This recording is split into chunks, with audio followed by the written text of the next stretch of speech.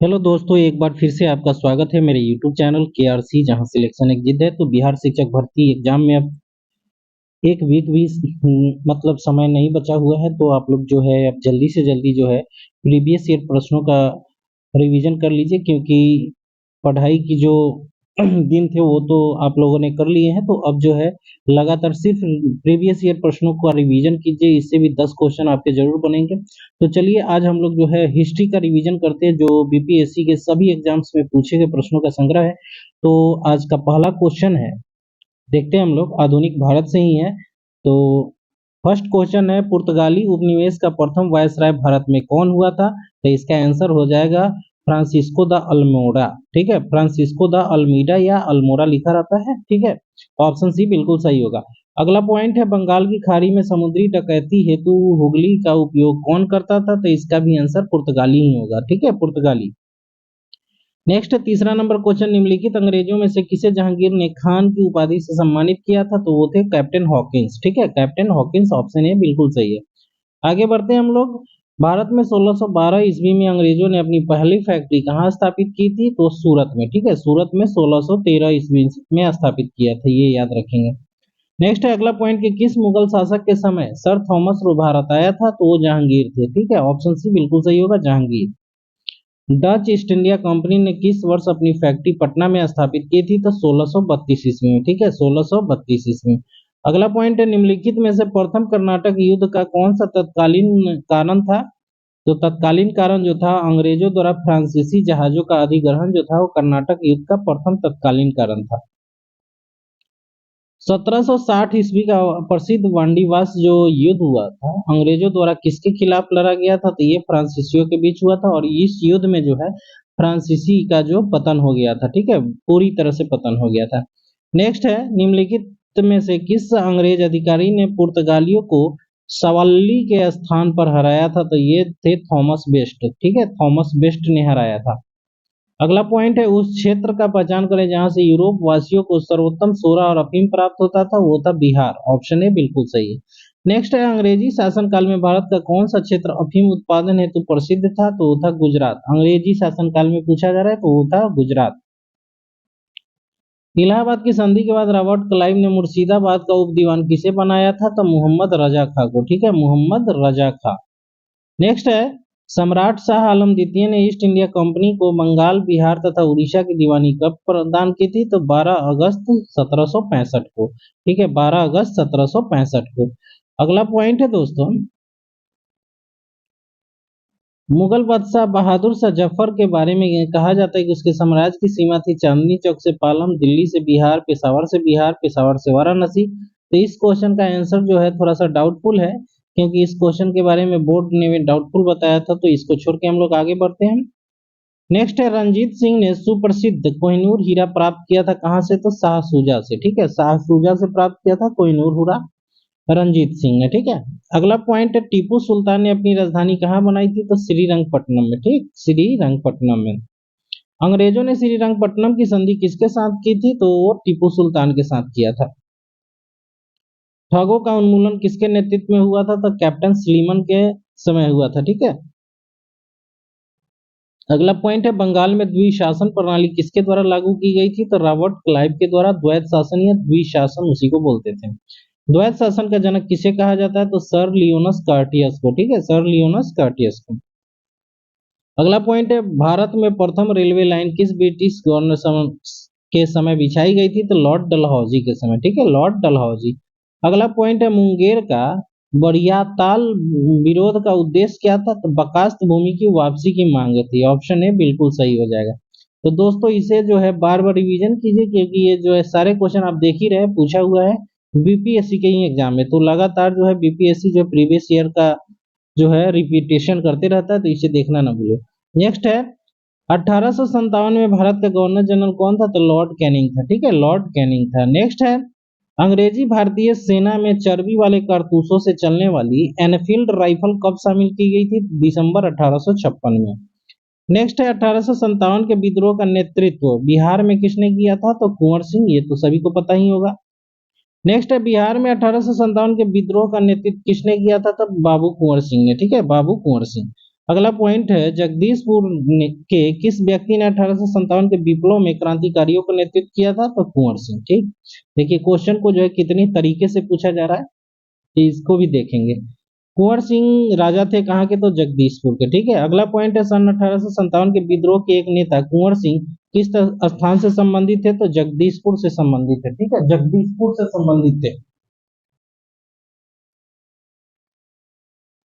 Next point है कुंवर सिंह अंग्रेजों के खिलाफ 1857 के विद्रोह में किस जगह शामिल हुए थे? तो आरा में। ठीक है, आरा में। आगे बढ़ते हैं हम लोग। इनमें से किसने 1857 के विद्रोह में सक्रिय भाग लिया था? तो उपयुक्त में से एक से अधिक होगा, क्योंकि नाना साहब कानपुर से थे, बेगम हजरत लखनऊ से, मौलवी अहमदुल्ला फैजाबाद से और बेगम जीनत महल दिल्ली से। तो ये तो नहीं थी, बाद बाकी ये तीनों था, तो एक से अधिक आंसर होगा। नेक्स्ट है पटना के 1857 के स्वतंत्रता संग्राम के नेता कौन थे? तो राजपूत कुंवर सिंह थे। ठीक है, राजपूत कुंवर सिंह। 1857 के विद्रोह का बिहार में 15 जुलाई 1857 से 20 जनवरी 1858 का केंद्र कहाँ था? तो जगदीशपुर में था। ठीक है, जगदीशपुर में।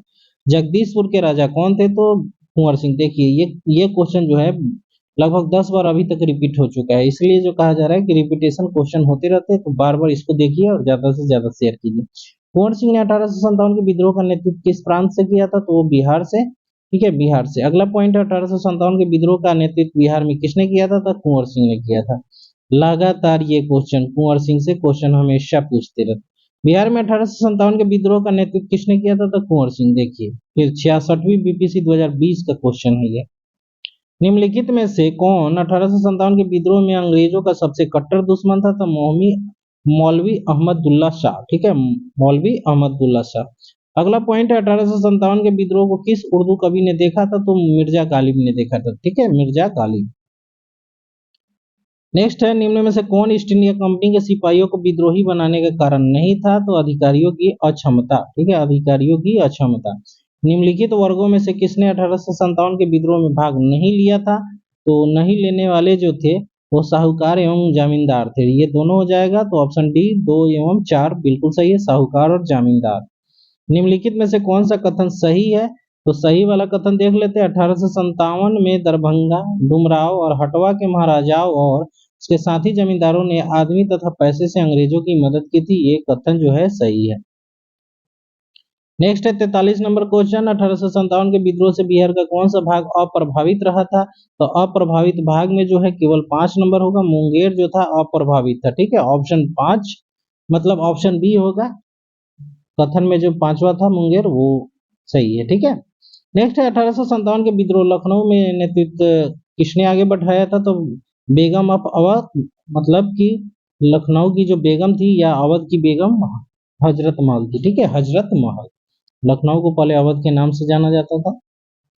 1857 का विद्रोह मुख्यतः किस कारण से असफल रहा था? तो किसी समान योजना एवं केंद्रीय संगठन की कमी के कारण। ठीक है, ऑप्शन बी बिल्कुल सही है। नेक्स्ट है विचार करना है कथन है 1857 में प्रथम स्वतंत्रता संग्राम ब्रिटिश सरकार से स्वतंत्रता प्राप्त करने में असफल रहा। अब कारण में है बहादुर शाह जफर के नेतृत्व को जन सहयोग नहीं मिला था और अधिकांश महत्वपूर्ण रियासतों के शासक उनका साथ देने में कतरा गए। तो दोनों कथन जो है सही है और इसका जो कारण भी सही स्पष्टीकरण है, तो ऑप्शन ए बिल्कुल सही हो जाएगा। नेक्स्ट है महारानी विक्टोरिया ने भारतीय प्रशासन को ब्रिटिश ताज के नियंत्रण में लेने की घोषणा कब की थी? तो 1 नवंबर 1858 को। 1 नवंबर 1858। 1857 के विद्रोह के बाद ब्रिटिश सरकार ने सिपाहियों का इन प्रांतों से चयन किया था, तो गोरखा, सिख एवं पंजाब उत्तरी प्रांत से। निम्नलिखित में से किसने 1857 के विद्रोह को एक षड्यंत्र की संज्ञा दी थी? तो सर जेम्स आउटरम एवं डब्ल्यू टेलर ने दिया था। अगला पॉइंट है 1857 के विद्रोह को किसके द्वारा प्रथम भारतीय स्वतंत्रता संग्राम के रूप में वर्णित किया गया था? तो वीडी सावरकर के द्वारा। ठीक है, निम्नलिखित में से कौन सा आयोग 1857 के विद्रोह के दमन के बाद भारतीय फौज के 9 संगठन से संबंधित है? तो पील आयोग। ठीक है, पील आयोग। नील विद्रोह के बारे में किसके बारे में था? नील विद्रोह किसके बारे में था? तो रैयत नील की खेती नहीं करना चाह रहे थे, पर उनमें से एक अमान्य मूल्य पर जबरदस्ती करवाई जा रही थी। ये बिल्कुल सही है, रैयत मतलब किसान होता है। ठीक है, ये आप लोग ध्यान रखेंगे। नील कृषकों की दुर्दशा पर लिखी गई पुस्तक नील दर्पण के लेखक कौन थे? तो ये दीनबंधु मित्र थे। ठीक है, दीनबंधु मित्र। वह प्रथा जिसके तहत किसान स्वयं भूमि का मालिक होता था, सरकार को भू राजस्व के भुगतान के लिए जिम्मेदार माना जाता था, वो था रैयतवाड़ी प्रथा। ठीक है, रैयतवाड़ी प्रथा। पागल पंथ की स्थापना किसने की थी? तो करमशाह ने किया था। ठीक है, करमशाह ने। फराजी कौन थे? तो फराजी जो थे हाजी शरीयतुल्लाह के अनुयायी थे, हाजी शरीयतुल्लाह के अनुयायी थे। फैरेजी आंदोलन की शुरुआत किसने की थी? तो हाजी शरीयतुल्लाह ने। ठीक है, हाजी शरीयतुल्लाह ने। कूका आंदोलन को किसने संगठित किया था? तो गुरु राम सिंह। ठीक है, गुरु राम सिंह ने। नेक्स्ट अगला पॉइंट 1875 ये दक्कन दंगों का तत्कालीन कारण क्या था? तो महाजनों के द्वारा ऊंची ब्याज दर। ठीक है, ऊंची ब्याज दर। महाराष्ट्र में रामोसी कृषक जत्था किसने स्थापित की थी? तो ये किया था वासुदेव बलवंत फड़के ने। ठीक है। नेक्स्ट है रामोसी विद्रोह सही रूप में किस भौगोलिक इलाके में हुआ था? तो पश्चिमी घाट में। नेक्स्ट है वघेरा का विद्रोह कहाँ हुआ था? तो ये बड़ौदा में हुआ था, वघेरा का युद्ध। मानव बलि प्रथा का निषेध करने के कारण अंग्रेजों के विरुद्ध विद्रोह करने वाली जनजाति का नाम खोंड था। छोटा नागपुर जनजाति विद्रोह कब हुआ था? तो छोटा नागपुर जनजाति विद्रोह जो था इस ऑप्शन में उस टाइप का जो है ऑप्शन नहीं है, तो ये इस क्वेश्चन को हम लोग छोड़ देते, लेकिन इसका सही आंसर आप लोग बताएंगे। ठीक है, छोटा नागपुर जनजाति विद्रोह कब हुआ था ये आप लोग को बताना है। अगला पॉइंट है 1855 ईस्वी में संथालों ने किस अंग्रेज कमांडर को हराया था? तो मेजर बारो को। ठीक है, बोरो या बारो लिखा रहता है, ध्यान से देख लेंगे। नेक्स्ट है 1855 में संथाल विद्रोह का नेतृत्व किसने किया था? संथाल विद्रोह कब हुआ? 1855-56 में। सिद्धू एवं कानू उसके नेतृत्वकर्ता थे। मुंडाओं ने विद्रोह जो है खड़ा किया था कब? तो 1895 ईस्वी में। अगला पॉइंट है उलगुलान विद्रोह किससे जुड़ा हुआ है? तो बिरसा मुंडा से। ठीक है, बिरसा मुंडा से। बिरसा मुंडा का कार्य क्षेत्र कौन था? तो वो रांची था। ऑप्शन बी बिल्कुल सही है। 1899 1900 की मुंडा क्रांति का नेता कौन था? तो बिरसा मुंडा जी थे। तो ये जो मुंडा क्रांति हुआ था 1899 से 1900 ईस्वी में हुआ। बिरसा मुंडा किसके पक्ष में थे? तो वो झारखंड के पक्ष में। 1831 में बुद्धो भगत के नेतृत्व में कोल विद्रोह कब हुआ था? 1831 में। नेतृत्वकर्ता बुद्धो भगत थे। किस जिले से हुआ था? क्षेत्र से। तो सिंहभूम जिला से। ठीक है। हौज विद्रोह जो हुआ था वो कब हुआ था? 1820-21 में हौज विद्रोह। किस स्थान पर आदिवासियों ने अंग्रेजों के खिलाफ विद्रोह किया था? तो ये जो था उपयुक्त में से एक से अधिक होगा। ठीक है, आदिवासियों ने अंग्रेज के खिलाफ जो विद्रोह हुआ था बिहार में कठियावाड़ में, ये मतलब एक से अधिक आंसर हो जाएगा इसका। इनमें से किस अंग्रेजी ईस्ट इंडिया कंपनी के कंट्रोल के खिलाफ बगावत नहीं की? तो हैदराबाद के निजाम के खिलाफ। ठीक है, आगे बढ़ते हैं। बंकिम चंद्र चटर्जी के आनंद मठ में किस विद्रोह का उल्लेख है? तो सन्यासी विद्रोह। ठीक है, सन्यासी विद्रोह। अगला पॉइंट है अफगानिस्तान के प्रति आक्रामक नीति किस वायसराय ने अपनाई थी? तो लॉर्ड लिटन ने। ठीक है, लॉर्ड लिटन ने। अगला पॉइंट है 1878 का वर्नाक्यूलर प्रेस एक्ट किसने रद्द किया था? तो लॉर्ड रिपन ने। ठीक है, लॉर्ड रिपन ने रद्द कर दिया था। अस्थाई बंदोबस्त किसके द्वारा समाप्त किया गया? तो मतलब साथ किया गया था, किसके द्वारा किया गया था? तो अस्थाई बंदोबस्त जो जमींदारों के साथ किया गया था। अगला पॉइंट है बिहार में परमानेंट सेटलमेंट लागू करने का क्या कारण था? तो भू राजस्व का राजस्व निर्णय करने के लिए ये परमानेंट सेटलमेंट लागू करना पड़ा था। रैयतवाड़ी व्यवस्था जो है कहाँ लागू की गई थी? तो मद्रास में। रैयतवाड़ी व्यवस्था सर्वप्रथम जो है मद्रास में लागू की गई थी। रिक्त स्थानों की पूर्ति करना है। ठीक है, तो देख लेते हैं कब जो है बंगाल और बिहार में भूमि पर किराएदारों के अधिकारों को बंगाल किराएदारी अधिनियम द्वारा दिया गया था? तो 1850 में। सत्यार्थ प्रकाश की रचना किसने की थी? तो स्वामी दयानंद सरस्वती ने। अगला पॉइंट है कि अमृत बाजार पत्रिका की स्थापना किसने की थी? तो शिशिर कुमार घोष ने। ठीक है, ऑप्शन डी होगा, शिशिर कुमार घोष। नेक्स्ट है निम्न अखबारों में से कौन सा मुख्यालय उदारवादियों की नीतियों का प्रचारक था? तो वो था लीडर। ठीक है, लीडर। नेक्स्ट आगे बढ़ते हैं हम लोग। 19वीं शताब्दी के धर्म एवं समाज सुधारक आंदोलनों के जनसंख्या के किस वर्ग को मुख्यतः आकर्षित किया था? तो इसका आंसर जो हो जाएगा बुद्धिजीवी हो जाएगा, उसके बाद नगरीय एवं उच्च जातियां हो जाएंगी एवं निर्धन एवं सर्वसाधारण। तो 1 2 3 इसका आंसर होगा ऑप्शन सी। ठीक है। भारतीय पुनर्जागरण के पितामह या पिता किसे कहते हैं? तो राजा राम मोहन राय को। अगला पॉइंट है निम्नलिखित में से कौन आत्मीय सभा के संस्थापक थे? तो राजा राम मोहन राय थे। ब्रह्म समाज की स्थापना कब हुई थी? तो ये 1828 में हुआ था। ऑप्शन बी यहाँ पर कर लीजिएगा, 1828, 29 नहीं, 1828 होगा। नेक्स्ट है राजा राम मोहन राय द्वारा ब्रह्म समाज की स्थापना कब की गई थी? तो 1828 में। देखिए ये दोबारा क्वेश्चन यहीं पर आ गया। सती को गैर कानूनी किसने घोषित किया था? तो विलियम बेंटिंक ने। ठीक है, विलियम बेंटिंक।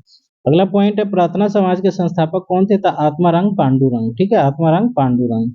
19वीं शताब्दी के उत्तरार्ध में नव हिंदूवाद के सर्वश्रेष्ठ प्रतिनिधि कौन थे? तो स्वामी विवेकानंद। ठीक है, स्वामी विवेकानंद। इनमें से किसने 1893 में शिकागो में आयोजित धर्म शांति में भाग लिया था? तो स्वामी विवेकानंद। ठीक है। नेक्स्ट है, स्वामी विवेकानंद ने रामकृष्ण मिशन की स्थापना किस वर्ष की थी? तो 1897 ईस्वी में।